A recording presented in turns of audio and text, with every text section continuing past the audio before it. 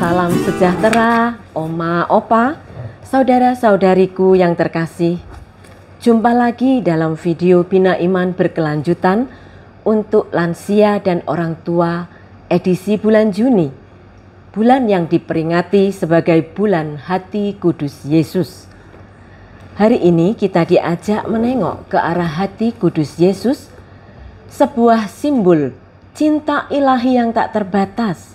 Hati yang selalu terbuka untuk menerima setiap luka, duka, dan harapan kita. Bersama saya di sini, Romo Albertus Hendaryono PR, akan memberi pencerahan untuk kita semua. Kita akan belajar mendalami makna dari tema kali ini, yaitu pasrah diri dalam pelukan hati kudus Yesus. Selamat pagi, Romo. Selamat pagi juga ya, semuanya, selamat pagi. Ya, untuk itu Romo, saya ingin berbincang sedikit dengan Romo mengenai apa sih devosi kepada hati kudus Yesus itu. Kata devosi, kita sudah tahu bahwa devosi secara gampang bisa diartikan penghormatan secara khusus. Bukan hanya sekedar penghormatan seperti kita menghormati Pak Presiden misalnya, bukan, tetapi penghormatan terhadap suatu misteri yang mendalam, yang berkaitan dengan cinta ilahi itu. Begitu ya. Jadi itu. Kalau begitu Romo, boleh tahu nggak asal usul dari devosi ini tuh apa, Romo? Devosi ini adalah salah satu ungkapan iman. Iman yang saya mau katakan adalah tidak cukup hanya sekedar diungkapkan dalam bentuk misalnya nyanyian rohani, doa, ibadat, itu tidak. Devosi hati kudus Yesus memang tidak secara eksplisit dituliskan dalam Alkitab kita. Tidak ada secara khusus. Tetapi kalau kita boleh melihat kitab suci kita bukan sebagai pertama-tama resep, tetapi kitab suci kita adalah sumber, maka kita bisa menemukan ayat-ayat di mana kita bisa terbimbing, terbantu untuk memahami devosi hati kudus terutama. Misalnya ya, dalam kisah sengsara menurut Santo Yohanes, kita melihat ketika Tuhan Yesus tergantung di salib, seorang serdadu menusukkan tombaknya ke lambung Yesus, dan kemudian bersumber dari ayat itu bisa kita pakai menjadi dasar biblis devosi kepada hati kudus Tuhan Yesus. Lalu yang kedua, devosi ini sebagai suatu gerakan penghormatan ibadat secara khusus terhadap hati kudus Tuhan Yesus yang digambarkan hati yang terbuka, ya kan, terluka. Lalu dari lambung Tuhan Yesus mengalir darah dan air. Mengalir dari situ dikaitkan oleh para pengarang kudus hati kudus Yesus itu dengan Ekaristi, yang itu ke arah sana. Maka pelan-pelan kecintaan terhadap Ekaristi juga membantu gereja memperkembangkan, menghayati hati kudus Tuhan Yesus yang selalu mengundang kita untuk menimba kekuatan cinta yang tiada terbatas dalam diri Tuhan Yesus, dan tentu saja nyata dalam sakramen Maha Kudus. Lalu Yohanes 15 berkata, akulah pokok anggur yang benar dan kalianlah ranting-rantingnya. Lalu ajaran Tuhan Yesus apa? Tinggallah padaku. Karena apa? Kalau sebagai ranting kita tidak tinggal pada pokok anggur, tidak menghasilkan buah dan segala macam, ranting itu akan dipotong menjadi kering, dibakar. Undangan untuk bersatu, inilah yang kita kenal sebagai panggilan mistik. Tuhan mengundang kita bersatu dalam keilahiannya. Nah, itu pada abad yang pertengahan.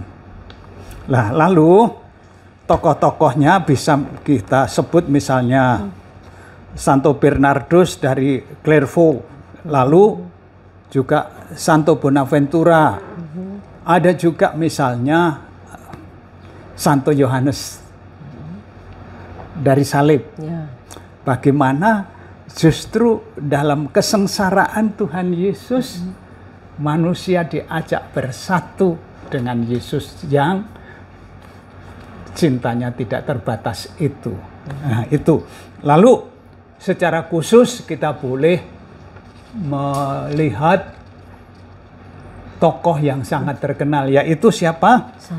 Santa Margareta Maria Alacoque. Beliaunya mendapat penglihatan betapa kerinduan Yesus yang hatinya terluka, terbuka bahkan terluka karena dosa-dosa kita, toh tetap mengharapkan kita menimba kekuatan dari hati kudus Yesus. Devosi ini. Lalu kalau ibu bapak, oma opa punya skapulir hati kudus Yesus, gambarnya apa? Gambarnya Bunda Maria. Ya, tentu saja gambarnya adalah gambar hati. Sebetulnya bukan hati ya, hati itu kan lever. Itu adalah gambar jantung. Ini kan jantung sebetulnya, bukan hati ini. Hanya orang Indonesia seperti kita itu menempatkan pusat hidup itu bukan jantung, tetapi hati. Oh, my heart. Orang bilang apa? Oh, jantung hatiku, tetapi jantungnya itu ini jantung. Tetapi gambar skapulir hati kudus Yesus adalah hati yang ada lukanya. Terus apa? Ada mahkota durinya, bukan? Ya, betul, betul. Lalu bulatannya ini apa ya? Ada yang ingat? Iya, bulatannya itulah mahkota durinya itu. Itu skapulirnya. Iya, skapulirnya. Itu ya. Lalu mulai begitu berkembang. Salah satu yang sangat populer yang kemudian kadang-kadang disalah mengertikan ajaan Santa Margareta Maria Alacoque adalah apa? Sambut komuni pada hari Jumat ke-1, Jumat pertama. Lalu apa? Dikaitkan novenanya harus 9 kali berturut-turut. Wah, kalau malahan ada yang ditambahkan jamnya juga harus jam yang sama terus. Lah, dengan begitu kadang-kadang justru bebannya untuk berdoa berturut-turut jam yang sama dan segala macam menambah sesuatu yang tidak perlu dalam devosi kita. Lah kalau misalnya waduh sudah 8 kali, ke-9 kalinya lupa. Saya sakit. Lalu yang 8 kalinya masih dihitung atau gugur, harus mulai dari yang pertama lagi. Nah itu Romo gimana itu? Nah itu harus kita lihat nanti. Ya nanti. Jadi sejarahnya kurang lebih begitu ya. Sampai sekarang begitu. Kita juga perlu menampilkan betapa kesinambungan devosi ini sejak dulu sudah didukung, dipopulerkan, bahkan ditekankan oleh Bapak Paus siapa? Yang pertama adalah Paus Clemens yang ke-13. Kalau tidak keliru, beliaunya ini adalah salah satu paus yang dimakamkan di gereja yang sama dengan Paus Fransiskus, Santa Maria Maggiore. Ya, itu. Lalu kemudian dilanjutkan oleh Paus Pius yang ke-9. Tahunnya 1856. Nah, apakah sudah ada yang lahir? Ya, tentu saja itu adalah betul-betul warisan gereja yang luar biasa karena tahun itu. Lalu dilanjutkan oleh Bapak Paus Pius yang ke-10, tahunnya tahun 1899. Namun sebelumnya adalah Paus Leo yang ke-13 dan dilanjutkan oleh Paus Leo yang ke-14 ini kan ya. Ya Romo, kalau melihat seperti itu berarti gereja pun juga mendukung ya Romo akan devosi ini ya.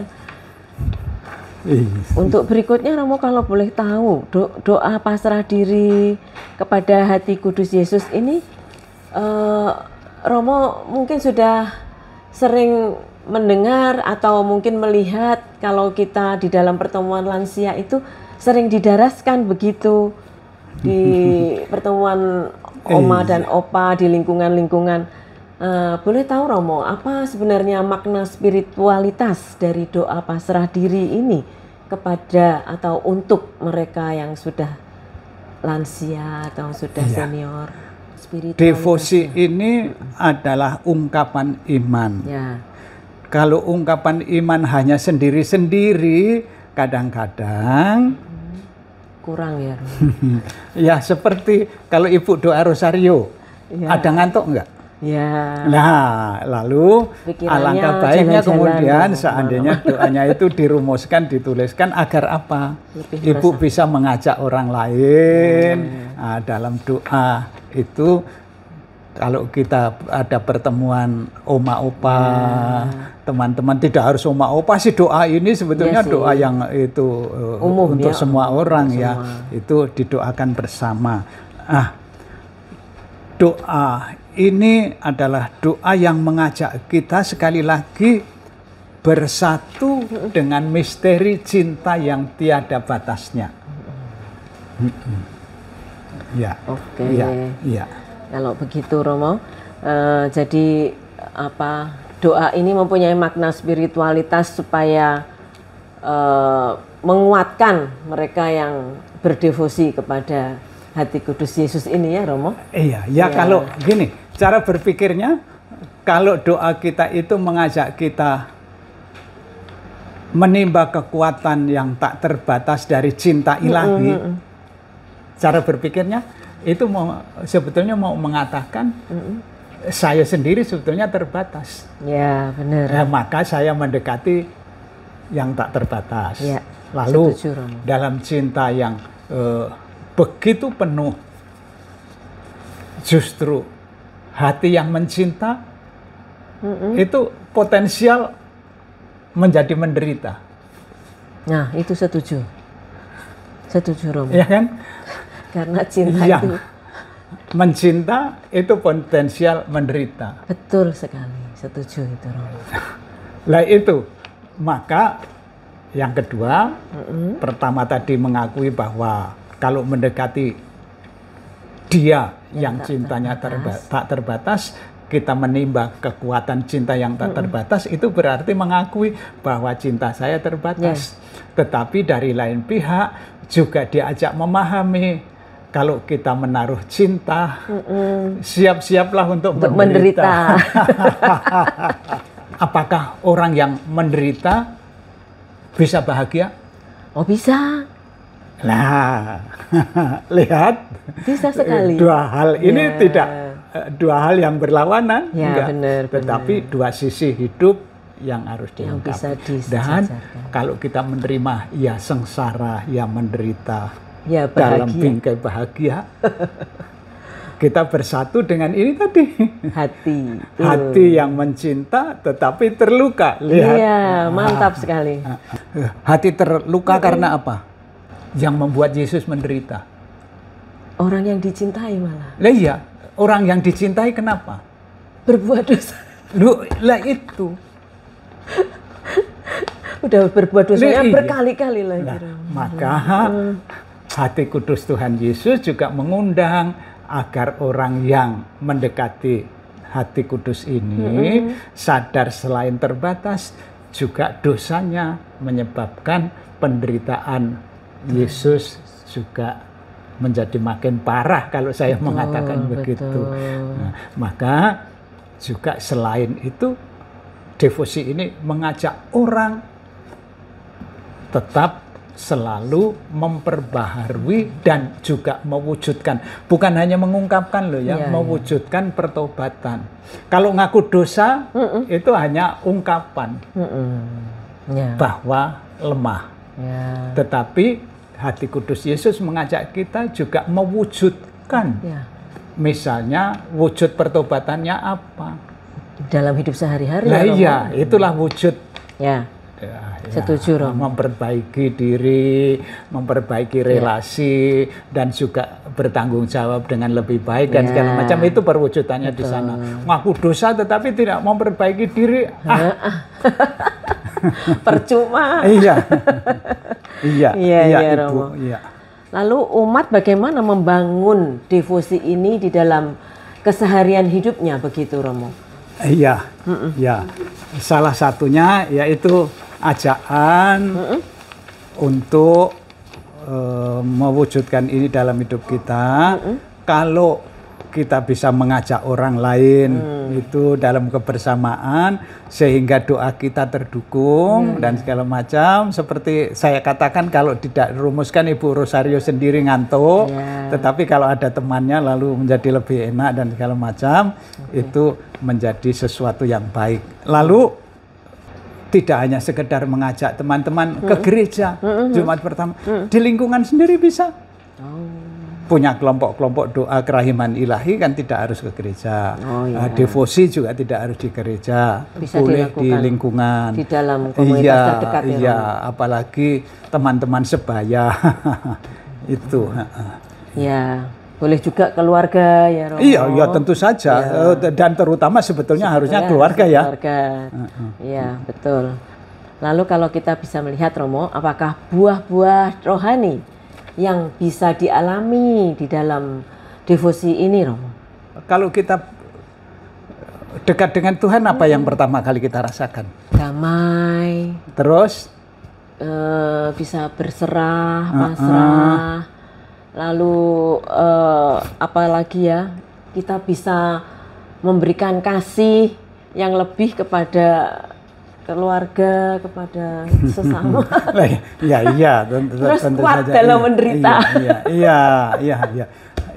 Iya, saya hanya ingin mengatakan satu hal lagi. Jangan kita berdoa untuk minta semuanya dimudahkan. Semoga penderitaan saya dihilangkan oleh Tuhan.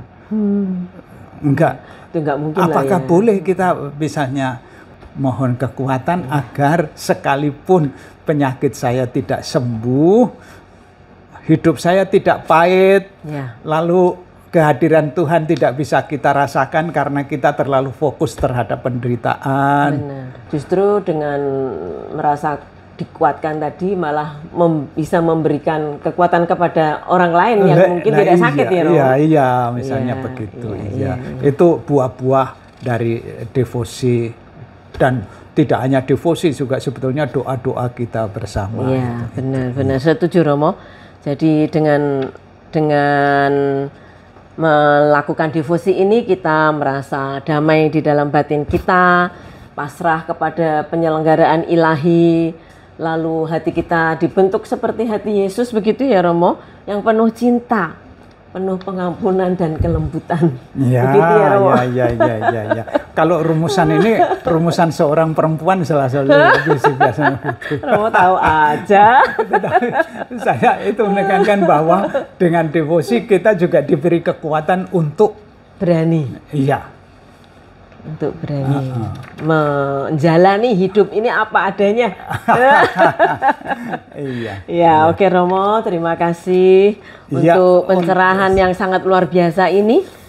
Dan semoga devosi kepada hati kudus Yesus ini semakin hidup di dalam hati kita semua. Dan mari kita tutup dengan satu kalimat. Yesus yang lemah lembut dan rendah hati, buatlah hatiku seperti hatimu. Terima kasih. Amin. Ya.